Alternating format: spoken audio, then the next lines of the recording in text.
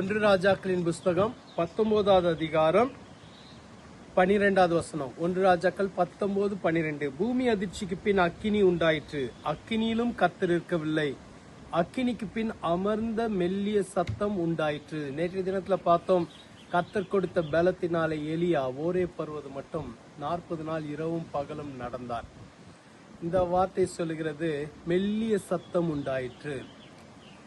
எலியாவை கர்த்தர் எப்படி விசாரித்து, எப்படி போஷித்து, எப்படி உற்சாகப்படுத்தினார் என்பதை குறித்து நான் கடந்த ஒரு சில தினங்களாக இந்த அதிகாரத்திலிருந்து உங்களோடு பகிர்ந்து கொண்டிருக்கிறேன். இந்த இடத்துல இந்த வார்த்தை எனக்கு மிகவும் பிடித்த வார்த்தை, மெல்லிய சத்தம் உண்டாயிற்று. அது கர்த்தருடைய சத்தம். சோர்ந்து போகிறவனுக்கு கர்த்தருடைய சத்தம் மிக மிக அவசியமானதா இருக்கிறது. எலியாவுக்கு கர்த்தருடைய சத்தம் தேவையாயிருந்தது.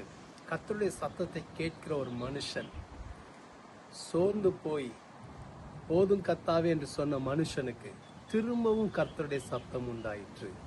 முதலாவது கர்த்தருடைய தூதன் வந்தார், உணவு கொடுத்தார், கர்த்தருடைய தூதன் பேசினார். அது எல்லாவற்றையும் காட்டிலும் கர்த்தருடைய சத்தம் எலியாவுக்கு தேவையாயிருந்தது. அந்த மெல்லிய சத்தம், எலியா என்ன செய்ய வேண்டும், தொடர்ந்து அவருடைய பிரயாணத்தை எப்படி செய்ய வேண்டும் என்பதை குறித்தெல்லாம் பேசினார் மெல்லிய சத்தத்தின் மூலமாக. இன்னைக்கு அந்த மெல்லிய சத்தத்தை உங்களுக்கும் கர்த்தர் கொடுப்பார். சோர்ந்து போகிற உங்களுக்கு இன்னைக்கு தேவை என்ன தெரியுமா? கர்த்தருடைய சத்தம். கர்த்தருடைய சத்தம் உங்களை உயிர்ப்பிக்கும். கர்த்தருடைய சத்தம் உங்களை பலப்படுத்தும். கர்த்தருடைய சத்தம் தொடர்ந்து உங்களுடைய பிரயாணத்தை செய்ய உதவியா இருக்கும். எலியாவை கைவிடாத தேவன் இன்னைக்கு உங்களையும் கைவிடல, உங்களோடும் பேசுவார், உங்களை பலப்படுத்துவார். ஜெபிக்கலாமா? எங்களை அதிகமாய் நேசிக்கிற நல்ல ஆண்டவரே, உங்களுடைய மெல்லிய சத்தத்தை கேட்கிற கிருபைகளை தாரும். ஒவ்வொரு நாளும் உங்களுடைய சத்தத்தை கேட்க கிருபை தாரும்.